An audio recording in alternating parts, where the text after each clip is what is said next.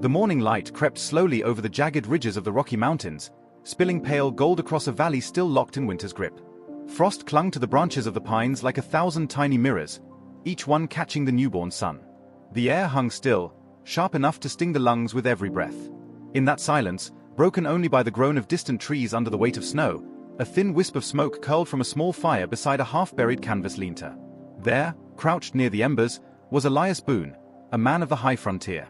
His beard was crusted with ice, his coat stitched from deer hide, and his breath came slow and steady as he watched the coals breathe their last warmth into the frozen dawn. It was the winter of 1824, deep in the fur trade era, when men like Boone carved their existence from the harshest corners of the wilderness.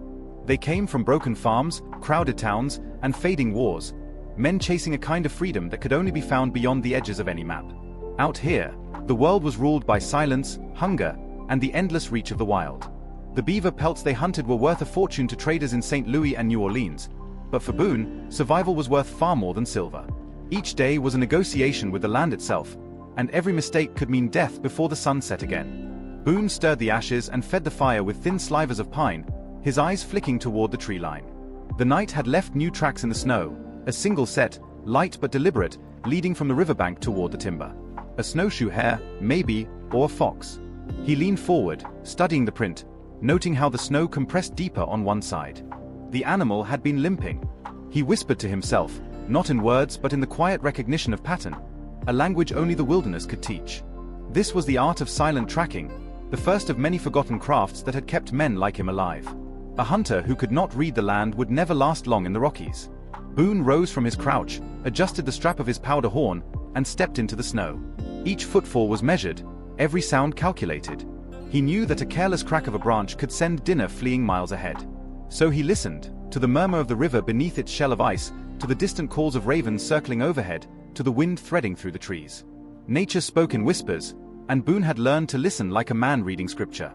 He followed the trail uphill through a stand of spruce, moving with the rhythm of a predator but the patience of a student. Now and then, he knelt to feel the edges of a paw mark or examine the broken stem of a fern.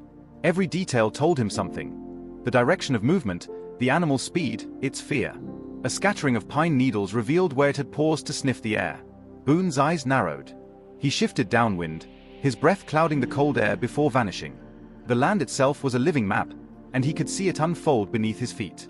By midday, clouds rolled in, muting the sunlight to a dull gray. Boone stopped beneath a fallen pine and brushed snow from a small patch of earth. He pulled out a strip of dried venison from his pouch, chewing slowly, his mind half on the food, half on the trail that wound deeper into the forest. It wasn't just hunger that pushed him, it was habit, discipline, and respect for the old ways. Mountain men never hunted for sport. Every bullet, every snare, every trap was a promise made to the land. To take only what was needed, to waste nothing, and to give thanks in silence. When the storm broke, it came without warning, a curtain of snow sweeping down from the peaks, swallowing the valley in white.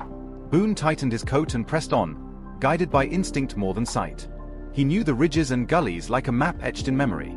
A ridge rose ahead, and beyond it, the faint scent of musk drifted through the snow-laden air. He crouched, brushing away the flakes that gathered on his rifle barrel.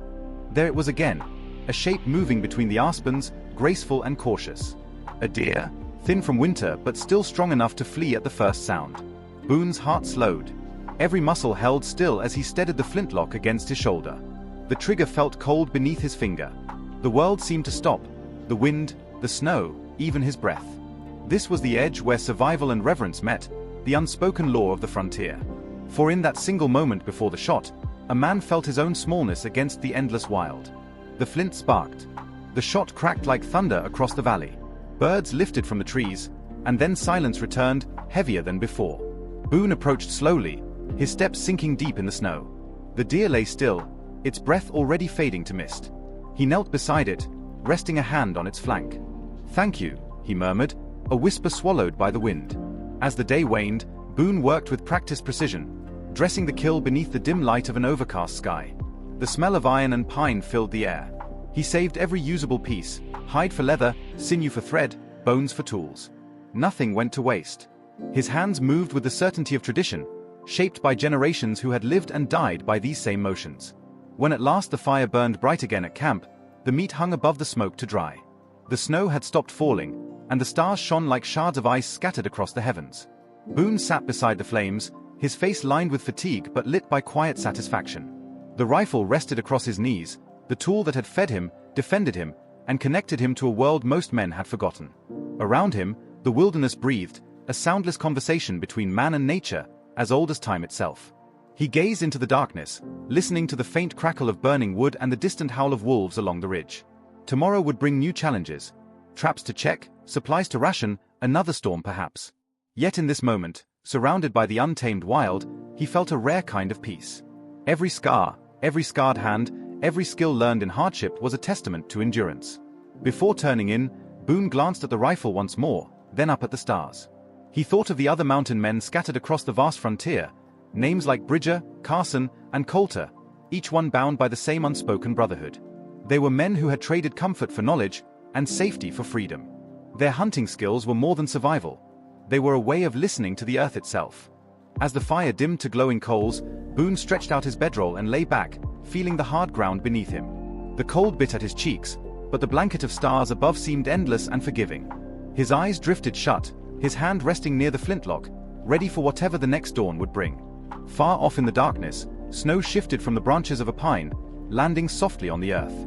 The wilderness held its breath again, waiting. Boone's story, like that of countless mountain men, was not just about the hunt, but about learning to live in rhythm with the land. And as the wind moved through the trees, carrying the faint scent of smoke and pine, it whispered the same lesson the mountains had always taught. Only those who listen, truly listen, ever survive. The night deepened. The valley slept. And somewhere in the distance, the echo of a single rifle shot faded into memory, marking the beginning of the mountain man's silent hunt.